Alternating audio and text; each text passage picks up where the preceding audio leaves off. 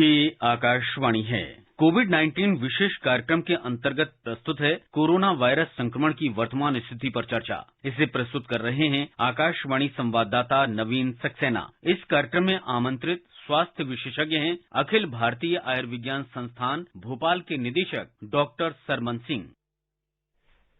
नमस्कार। आकाशवाणी का समाचार सेवा प्रभाग कोरोना से बचाव और इसकी जानकारी लेकर लगभग 300 से ज्यादा कार्यक्रम अब तक कर चुका है और हर कार्यक्रम में हमने उम्मीद जताई थी कि आप इसको सुनते होंगे और इसमें होने वाली चर्चा का आपको जरूर फायदा होता होगा। हम अक्सर आपको कहा है कि मास्क पहने, सुरक्षित दूरी बनाए रखें, हाथ और मुंह साफ रखें। इसके बावजूद भी कई बार ऐसा होता है कि आप इन सब अहम चीजों को भूल जाते हैं। हालांकि देश अब उस मुहाने पर पहुंच चुका है जहां पे कोविड का वैक्सीन जो है वो आ चुका है। इसके कोई साइड इफेक्ट्स नहीं हैं और अग्रिम पंक्ति के योद्धाओं को ये कोरोना का जो टीका है उसकी पहली डोज लग भी चुकी है और दूसरी डोज का अब नंबर आ रहा है। इसके बावजूद भी कई लोगों के मन में कुछ शंकाएं हैं, कुछ संशय हैं, बहुत से सवाल हैं और उन सभी सवालों का निवारण करने के लिए, बातचीत करने के लिए हम स्टूडियो में आमंत्रित करते हैं स्वास्थ्य विशेषज्ञों को। आज हमारे साथ हैं भोपाल के अखिल भारतीय आयुर्विज्ञान संस्थान एम्स के निदेशक डॉक्टर सरमन सिंह। डॉक्टर सरमन, कार्यक्रम में आपका स्वागत है। जी, थैंक यू वेरी मच, धन्यवाद।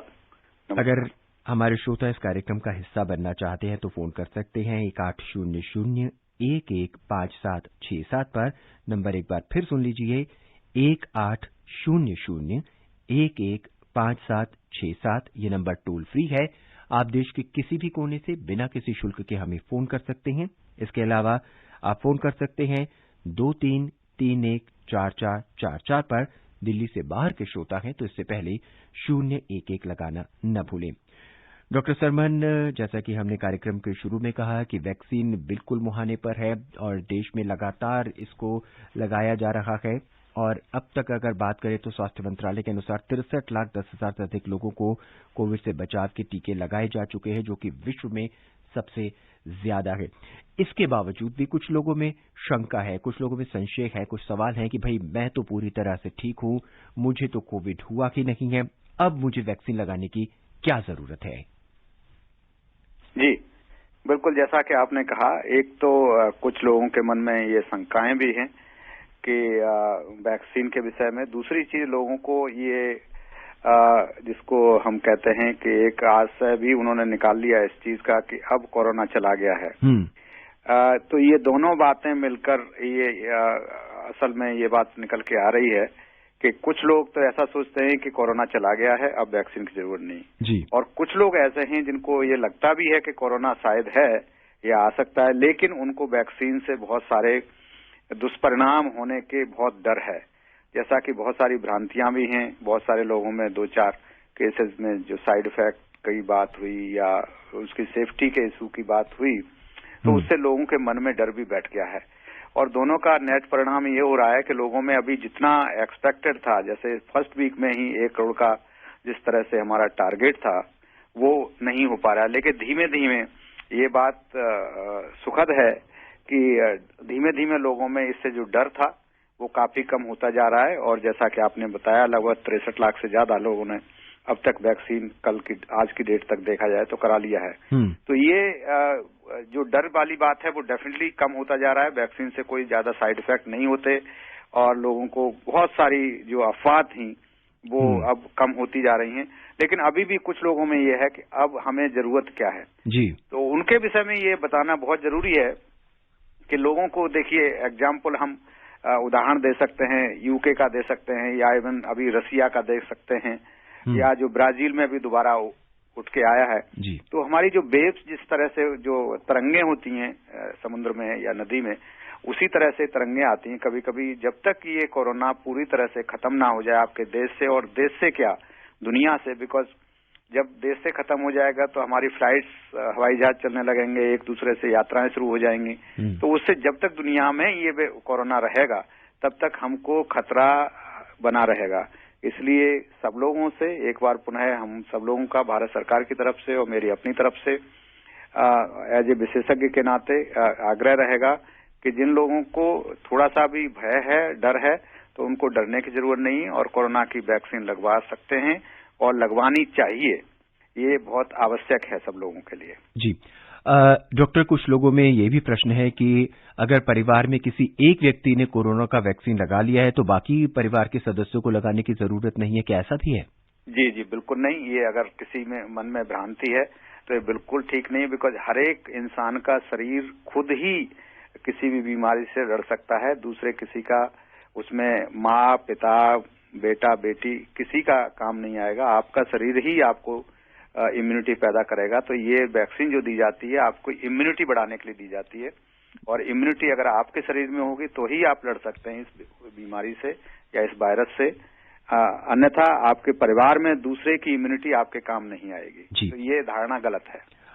डॉक्टर, जो रिसर्च आ रही है और जिस तरह से हम पढ़ रहे हैं तो कहा जाता है कि पहली डोज के बाद और दूसरी डोज के बाद एंटीबॉडीज शरीर में डेवलप हो जाएंगी।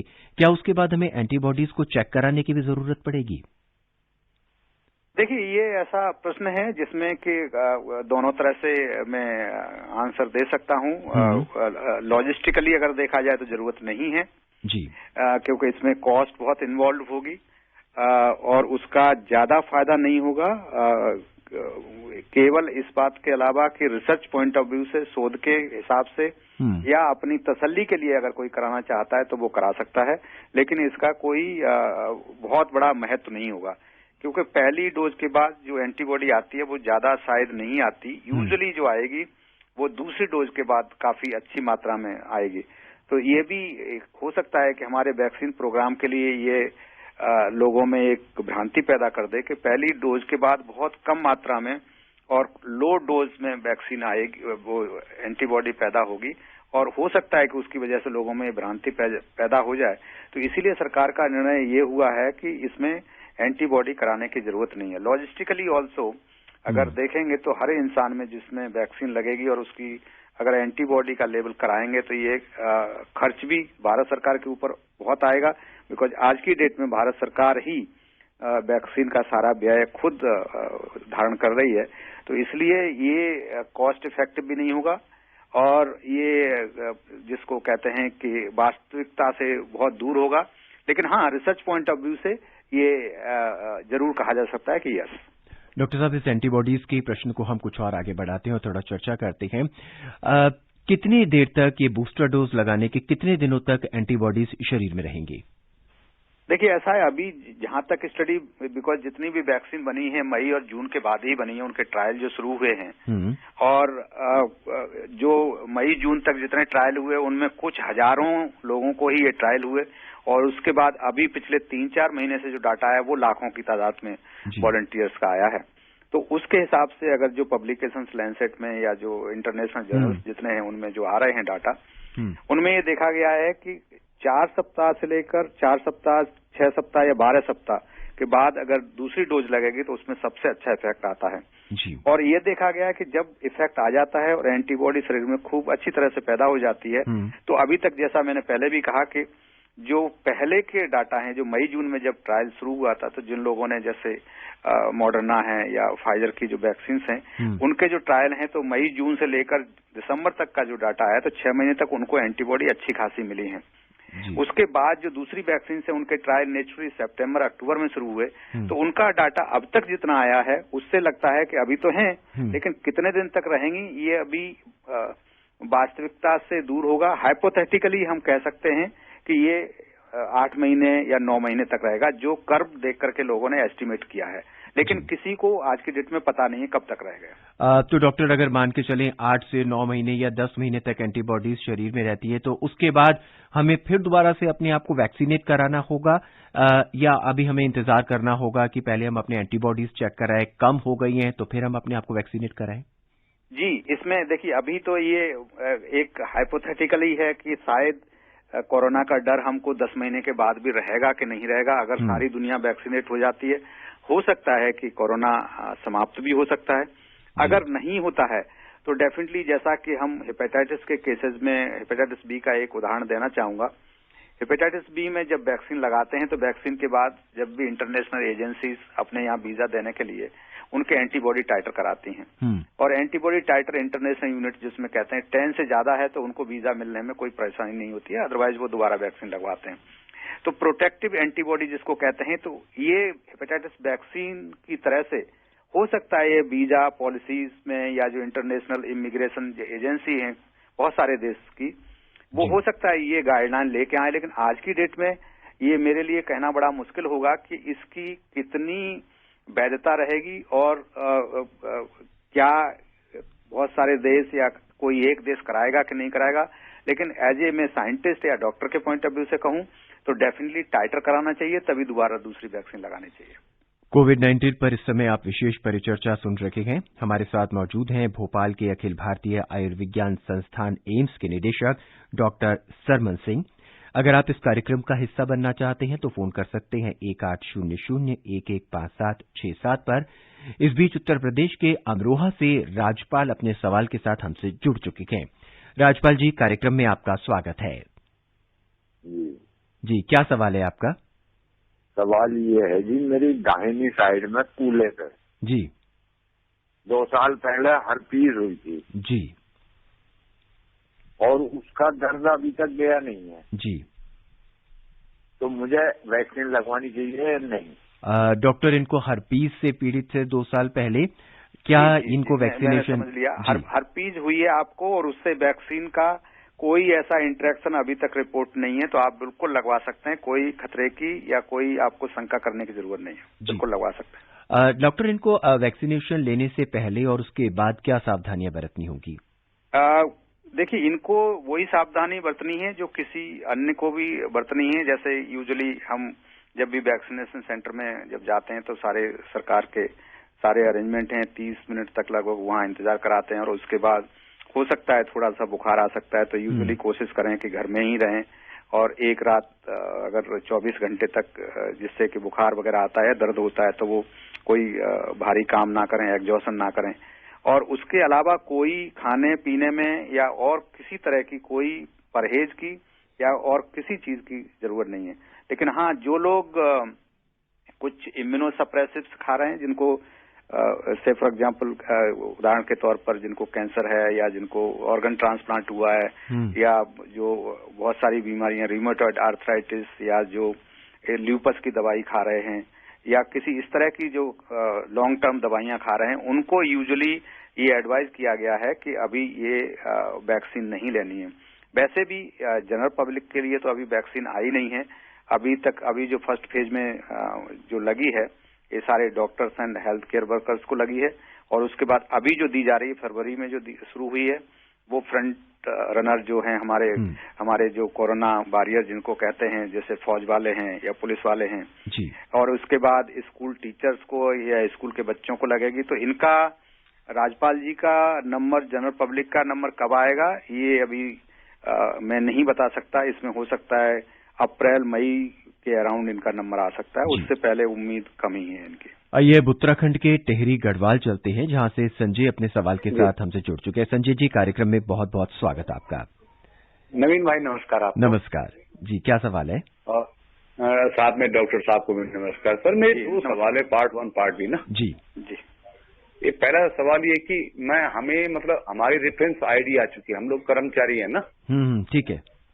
तो रेफरेंस आईडी आ चुकी है, तो अब मैं ये जानना चाहता हूँ कि रेफरेंस आईडी आने के कितने दिन बाद हमें इसका टीका लगेगा, एक जी। और दूसरा है कि मान लिया किसी के दांत दर्द हो तो दांत दर्द भयानक है उसका, तो क्या उसको भी कोविड का टीका लगाना चाहिए? डॉक्टर साहब 2 सवाल हैं इनके। हाँ जी, पहले का भाग ए का तो मेरा जवाब ये है कि आपका अगर रजिस्ट्रेशन हो गया और आपका रेफरेंस लिस्ट में आ गया है, रजिस्ट्रेशन हो गया है, तो आपको मोस्ट लाइकली फरवरी के एंड तक आपका नंबर आ जाना चाहिए। और डिपेंड करता है कि आपके उत्तराखंड में आपके कितने फ्रंटलाइन वर्कर्स हैं, और हेल्थ केयर वर्कर्स को तो लग ही चुका होगा मैं उम्मीद करता हूं। तो फ्रंटलाइन के फौजी वगैरह जितने भी हैं उनको कब आएगा और आप नौकरी पेश आए तो आपका नंबर मेरे अपने अंदाजे से जिस तरह से बाकी सरकारों में मैं देख रहा हूं उस हिसाब से आपका फरवरी के एंड तक आ जाना चाहिए। लेकिन मैं बिल्कुल दावे के साथ नहीं कह सकता हूं, बिकॉज उत्तराखंड का स्टेट, हर स्टेट का अपना वैक्सीन का एक लॉट है और लॉट के अनुसार ही वो आपको वैक्सीन लगेगी। तो ये लेकिन फरवरी के एंड या मार्च में आपका आ जाना चाहिए, मुझे ऐसा लगता है। नंबर 2, भाग 2 जी। भाग 2 का ये है कि देखिए दांत में बहुत भयंकर दर्द हो रहा है, तो पहली बात तो ये कि डॉक्टर आपको लगाएगा ही नहीं जी। बड़ी क्लियर बात है। जब दांत में दर्द हो रहा होगा तो उस समय अगर दांत में दर्द होते हुए आप वैक्सीन सेंटर में जाएंगे तो आपको इंजेक्शन नहीं लगाया जाएगा, बिल्कुल डेफिनेटली नहीं लगाया जाएगा। और वैक्सीन लगने के बाद अगर दांत में दर्द हो गया है तो उसके लिए दवाई आप वही दर्द की दवाई जो दांत के डॉक्टर को दिखा के लेते हैं या जो मरीज ले रहा होता है या लेता है उसी तरह से इलाज करना होगा उसका। इससे और दांत के दर्द का कोई संबंध नहीं है। जी। आइए अब उत्तर प्रदेश के बड़ौत चलते हैं, जहां से महेश शर्मा अपने सवाल के साथ हमसे जुड़ चुके हैं। महेश जी, कार्यक्रम में स्वागत है आपका, क्या सवाल है? नमस्कार जी, आप सबको प्यार भरा नमस्कार। जी नमस्कार। और आपको इस बात की बेहद खुश होगी, आपका प्रोग्राम हम हमेशा सुनते हैं और उसको रिकॉर्ड करके रखते हैं, उसको बार बार सुनते हैं तो दिल को बेहद खुशी मिलती है। जी बहुत बहुत धन्यवाद आपका। क्या सवाल है आपका? सवाल है जी, दोनों डोज लेने के बाद हम जो कोरोना से कितने दिन के लिए बचे रहेंगे अगर हम पूरी सुरक्षा रखेंगे, आपके बताए हुए पूरे नियमों का पालन करेंगे? डॉक्टर साहब एक बार बहुत इनका बहुत अच्छा सवाल है और वाकई उनके लिए जिस तरह से कहा कि प्रोग्राम को ऑल इंडिया रेडियो को प्रोग्राम को सुनते हैं तो बहुत ये आपके रेगुलर श्रोता हैं, तो उस बात के लिए भी बहुत बड़ी इनके लिए धन्यवाद के पात्र हैं। आपका सवाल बहुत जायज है। जैसा मैंने कहा, दोनों वैक्सीन लगने के बाद ये मान सकते हैं कि लगभग 75% लोगों में कोरोना जब तक एंटीबॉडी रहेगी, जिसका मैं पहले कह रहा था कि 10 महीने हो सकता है, 1 साल भी हो सकती है, लेकिन अभी डाटा नहीं आ रहा है। अभी तक जितना डाटा आया है वो 8 और 10 महीने तक का ही आया है। तो जब तक आपकी protective antibody means high level, जिसको ऊपर का अच्छी खासी मात्रा में, जिसको कह सकते हैं हिंदी में अच्छी खासी मात्रा में एंटीबॉडी रहेगी, तो आपको कोरोना होने के ना के बराबर बहुत कम चांसेस है। मतलब 3 मरीजों में 4 मरीजों को वैक्सीन लगी, 4 मरीजों में अच्छी एंटीबॉडी आ गई, तो पॉसिबिलिटी है कि उनमें से 1 मरीज को हो सकता है, लेकिन 3 मरीजों को डेफिनेटली नहीं होगा। तो ये है 75%। अभी तक जो वैक्सीन का आया है इसमें 80% से लेकर 75% तक का प्रोटेक्शन है जी। कहने का मतलब ये है कि 5 में से 1 या 4 में से 1 ऐसे उस आदमी को हो सकता है, लेकिन बाकी जितने लोग हैं वो प्रोटेक्टेड हो जाएंगे, उनको कोरोना नहीं होगा। लेकिन उसके साथ ही साथ अगर आप प्रोटेक्शन रखेंगे तो जो 25% रिस्क जिनको है उनको भी नहीं रहेगा। तो एंटीबॉडी, कई बार कुछ लोग ऐसे होते हैं जिनमें एंटीबॉडी प्रोड्यूस नहीं होगी, तो इसीलिए जैसा कि पहला प्रश्न था नवीन जी का, हमारे एंकर जी का, तो उन्होंने कहा था कि एंटीबॉडी करानी चाहिए कि नहीं करानी चाहिए। ऐसी दशा में वो प्रश्न यहाँ उठ के आ जाता है। तो ऐसे केसेस में एंटीबॉडी हमको करके देखनी पड़ेगी कि क्या एंटीबॉडी, प्रोटेक्टिव एंटीबॉडी उनमें आ गई है कि नहीं आई है। तो 75% लोगों में एंटीबॉडी बन जाएगी, लेकिन 25% लोग ऐसे होंगे जिनमें एंटीबॉडी नहीं बनेगी, और जिनमें नहीं बनेगी एंटीबॉडी, रोग क्षमता जिसको कहते हैं हिंदी में, वो नहीं होगी, उनमें पैदा नहीं होगी वैक्सीन से, तो वो लोग इससे रिस्क में रहेंगे। लेकिन 75% लोगों में एंटीबॉडी बन जाएगी। जिनमें एंटीबॉडी होगी उनमें रिस्क नहीं रहेगा कोरोना होने का। और अब रुख करते हैं मध्य प्रदेश का, जहां से राजेश का सवाल हम सुन पाएंगे। राजेश जी, कार्यक्रम में स्वागत है आपका। क्या सवाल है? जी, मैं राजेश नेमा सहपुर बड़ा से बोल रहा हूँ, और मेरा सवाल ये है कि यदि किसी व्यक्ति को थायराइड हो या स्नोफीलिया हो तो क्या उसको कोरोना की वैक्सीन लेना चाहिए? डॉक्टर साहब, इसमें आपको थायराइड हो या इस तरह की कोई बीमारी हो जिसमें कोई इसमें इम्पैक्ट नहीं करती हो वैक्सीन में, उस बीमारी से इसका कोई संबंध नहीं है। स्नोफिलिया वाले मरीज भी ले सकते हैं, कोई उसमें प्रॉब्लम नहीं है। लेकिन अब अगर कोई स्नोफिलिया के लिए कोई स्टीरॉयड ले रहे हैं आप, तो एडवाइजेबल नहीं रहेगा आपको।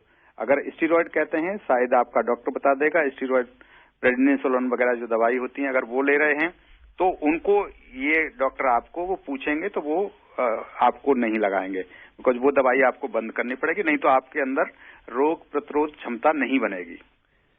हमें उम्मीद है कि आप डॉक्टर साहब के बजाय सुझाए गए सुझावों का जरूर अमल करेंगे। आइए अब राजस्थान चलते हैं। त्रिलोक राम हमसे जुड़ चुके हैं। त्रिलोक जी, कार्यक्रम में स्वागत है। नमस्कार। नमस्कार, क्या सवाल है आपका?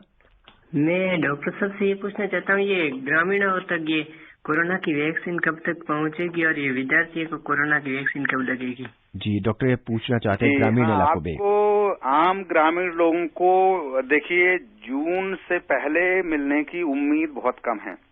तो आप लोग जब तक आपके यहाँ वैक्सीन आम पब्लिक को नहीं आ जाती तब तक आप वही जितनी सावधानियां बताई गई हैं, मास्क पहनते रहिए, हाथों की सफाई रखिए, धोते रहिए साबुन से, और भीड़ भाड़ वाले इलाके में नहीं जाएं और भीड़ ना करें।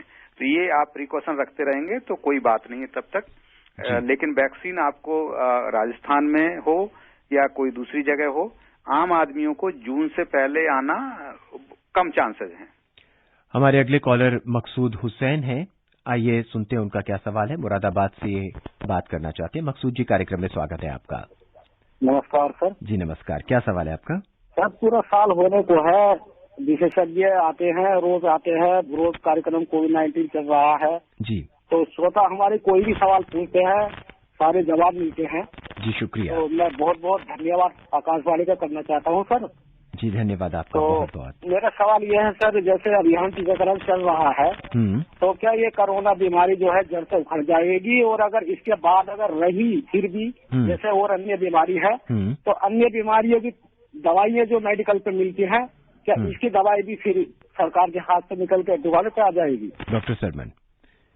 डॉक्टर सरमन ये जानना चाहते हैं कि जो कोरोना है क्या जड़ से खत्म हो जाएगा, और इसकी दवाई जो है वो क्या आम केमिस्ट पर मिलनी शुरू हो जाएगी भविष्य में?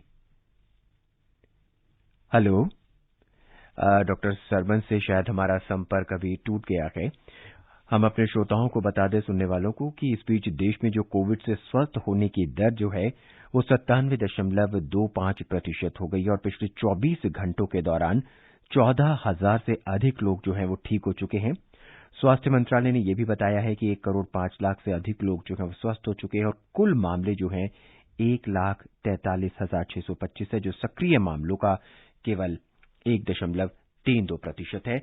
और वहीं अगर हम दिल्ली की बात करें तो दिल्ली में पिछले कई दिनों से कोरोना संक्रमण के मामलों में जो है वो लगातार गिरावट दर्ज की जा रही है, और एक सुखद बात यह है कि पिछले 24 घंटे के दौरान कोरोना संक्रमण से किसी भी व्यक्ति की मृत्यु नहीं हुई है। और कल से अब तक कोरोना के 100 नए मरीजों का पता चला है, और इन्हें मिलाकर राष्ट्रीय राजधानी में संक्रमित व्यक्तियों की जो कुल संख्या है वह बढ़कर 6,36,260 हो गई है। डॉक्टर, हमारे जो कॉलर थे मकसूद, वो ये जानना चाहते थे आपसे कि जो ये टीका है, जो कोविड वैक्सीन है, अभी तो अस्पतालों में उपलब्ध है, भविष्य में क्या कोरोना जड़ से खत्म हो जाएगा, और क्या ये जो वैक्सीन है वो आम दवाइयों की दुकान पर भी मिलना शुरू हो जाएगा? ये बड़ा स्वाभाविक सा प्रश्न है, लेकिन अभी भारत सरकार का अभी ऐसा कोई प्रोग्राम नहीं है कि ये जिसको कहते हैं ऑन द काउंटर वाली तरह से, जिस तरह से दवाई केरोसिन की मिलती है, दूसरी दवाइयां मिलती हैं, अभी तक ऐसा कोई प्रोग्राम नहीं है।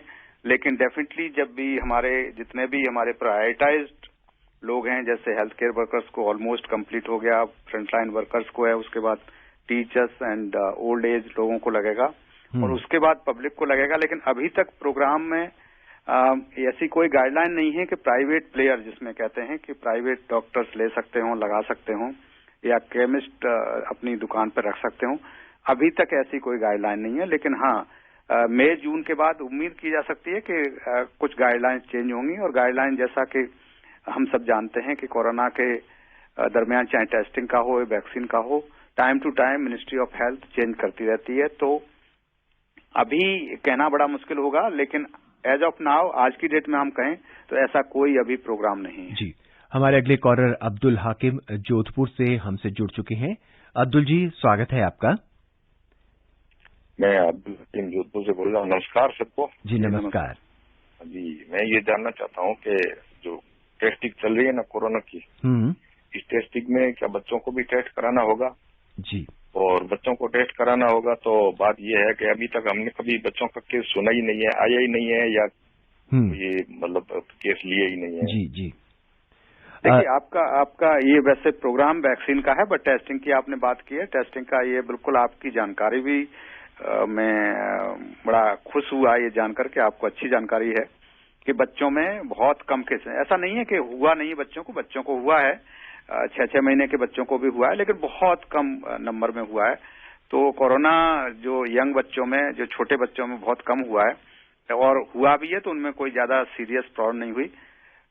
लेकिन यस, उनको टेस्ट, अगर सिम्टम है बच्चे को और घर में किसी और को कोरोना हुआ है तो बच्चों का टेस्ट कराना बेटर रहेगा, बिकॉज बच्चे से दूसरे उसके माँ बाप को या दादी दादा को, नानी नाना को हो सकता है, और उसको उस सिचुएशन में, हालांकि उसको कोई खतरा नहीं है, बच्चों को बहुत कम खतरे के चांसेस हैं, लेकिन उनको एडमिशन करके और उनको इलाज हो सकता है, तो इसलिए टेस्ट करा देना चाहिए। अगर सिम्टम है बच्चे को, लक्षण हैं कुछ, और घर में किसी और को कोरोना हुआ है तो डेफिनेटली करा देना चाहिए। कार्यक्रम में हमारे अगले कॉलर हैं साजा प्रसाद बलरामपुर से। आइए सुनते हैं वो क्या जानना चाहते हैं। जी नमस्कार, क्या सवाल है आपका? नमस्कार दादा जी। नमस्कार, क्या सवाल? जी, वो डॉक्टर साहब को भी नमस्कार। नमस्कार जी, नमस्कार। तो सर, ये मैं पूछना चाहता हूँ, वो डबल आवाज आता है। जी कहिए, क्या सवाल क्या है आपका? सवाल सर कि वृद्धा शपथ इनसे संपर्क नहीं हो पा रहा है। डॉक्टर, हम आपसे एक बात जानना चाहते हैं कि अगर कोई व्यक्ति शुगर से पीड़ित है या ब्लड प्रेशर की बीमारी से पीड़ित है और नियमित रूप से दवाई लेता है, तो क्या उसे वैक्सीन लेने से पहले दवाई लेनी होगी या वैक्सीन लेने के बाद दवाई लेनी होगी? दवाई लेकर के आए सुबह तो बेटर रहेगा। अपनी ब्लड प्रेशर की या डायबिटीज की जो भी है वो लेके आएंगे तो बेटर रहेगा। लेकिन इंसुलिन पे जो लोग हैं जी, उनके लिए ये बेटर है कि वो अपने डॉक्टर से कंसल्ट करें, उनका किस तरह से है, तो मेडिकल एडवाइस, वो डॉक्टरी सलाह लेकर तभी वैक्सीन कराएं जो इंसुलिन पर हैं। लेकिन ओरल ड्रग पर हैं, मुंह से खाने वाली गोलियों पे डायबिटीज की दवाई चल रही है तो कोई उसमें प्रॉब्लम नहीं, गोली खा करके आ सकते हैं। और अब सीधे कर्नाटक चलते हैं। अपने आखिरी श्रोता को हम इस कार्यक्रम में शामिल कर रखे हैं, नाम है लाल मोहम्मद। कार्यक्रम में आपका स्वागत है, क्या सवाल है आपका? नमस्ते डॉक्टर साहब जी। नमस्ते जी, नमस्ते सर। मैं कर्नाटक गुलबर्गा से बोल रहा हूँ, लाल मोहम्मद बोल के, ब्लाइंड पर्सन हूँ सर, VI। जी जी सर, हम अभी ये कोरोना इंजेक्शन लेने के बाद हम कितने दिन रेस्ट करना पड़ेगा सर? जी बिल्कुल, आपको वैक्सीन लेने के बाद आपको कोई रेस्ट करने की जरूरत नहीं है। और अगर आपको थोड़ा बहुत दर्द होता है उसमें, तो उस हाथ में, कोई तो सीधे हाथ में लगेगा, तो अब सीधे हाथ से थोड़ा सा आपको काम में थोड़ा सा परहेज कर सकते हैं। अदरवाइज रेस्ट बिल्कुल भी इसमें जरूरत नहीं, कोई रेस्ट की जरूरत नहीं है इसमें। जी, ये तो इसमें कोई तकलीफ नहीं होती है। और बहुत 1% से कम लोगों को बुखार होता है, थोड़ा होता है वो भी। 99% लोगों को कुछ भी नहीं होगा, तो आपको कोई रेस्ट एडवाइज नहीं किया जाता है इसमें, कोई डॉक्टर, कार्यक्रम में अब समय बिल्कुल नहीं रह गया है। अब हम आपके माध्यम से जानना चाहेंगे कि आप हमारे श्रोताओं को क्या संदेश देना चाहते हैं? जी, आपके माध्यम से मैं सारे श्रोताओं को ये कहना चाहूंगा कि वैक्सीन सक्सेसफुली लग रही है और ज्यादा लगनी चाहिए, और ज्यादा से ज्यादा लोग आगे आए जिनका रजिस्ट्रेशन हो गया है, जिनका नाम चला गया है, रजिस्ट्री में है, कोविन प्रोग्राम में, वो जाएं और वैक्सीन लगवाएं।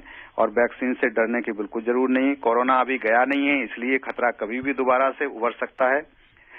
तो वैक्सीन लगवाएं, लेकिन वैक्सीन के साथ साथ जो सावधानियां हैं वो सावधानियां भी जिस तरह से बार बार हर प्रोग्राम में बताई जाती हैं, जिस तरह जैसे कि मास्क है या हैंड हाइजीन है, हाथों की सफाई है, या डिस्टेंस पे रहना है, भीड़ में इकट्ठा नहीं होना है, ना जाना है, तो ये सारी सावधानियां ध्यान में रखें और वैक्सीन भी लगवाएं। डॉक्टर की सलाह माने, वैक्सीन लगाएं, लेकिन साथ साथ सारी सावधानियां भी बरतें। डॉक्टर सरमन, इस कार्यक्रम में हमसे जुड़ने के लिए और तमाम सवालों का जवाब देने के लिए आपका बहुत बहुत धन्यवाद। Thank you Naveen ji, thank you. आज के इस कार्यक्रम में बस इतना ही। कल रात 9:30 बजे आपसे फिर मुलाकात होगी। तब तक सुरक्षित रहिए, हाथ धोते रहिए और सुरक्षित दूरी बनाए रखें। नमस्कार। कोविड-19 विशेष कार्यक्रम के अंतर्गत अभी आप सुन रहे थे कोरोना वायरस संक्रमण की वर्तमान स्थिति पर चर्चा। इसे प्रस्तुत कर रहे थे आकाशवाणी संवाददाता नवीन सक्सेना। इस कार्यक्रम में आमंत्रित स्वास्थ्य विशेषज्ञ थे अखिल भारतीय आयुर्विज्ञान संस्थान भोपाल के निदेशक डॉक्टर सरमन सिंह। ये कार्यक्रम आकाशवाणी के समाचार सेवा प्रभाग द्वारा प्रस्तुत किया गया। इसे आप हमारे mobile app news on AIR पर भी सुन सकते हैं। इस कार्यक्रम के संबंध में अपनी प्रतिक्रिया आप हमें ईमेल कर सकते हैं। पता है AIRNSDtalks@gmail.com। ये कार्यक्रम फिर से सुनने के लिए लॉग ऑन करें हमारी वेबसाइट newsonair.com।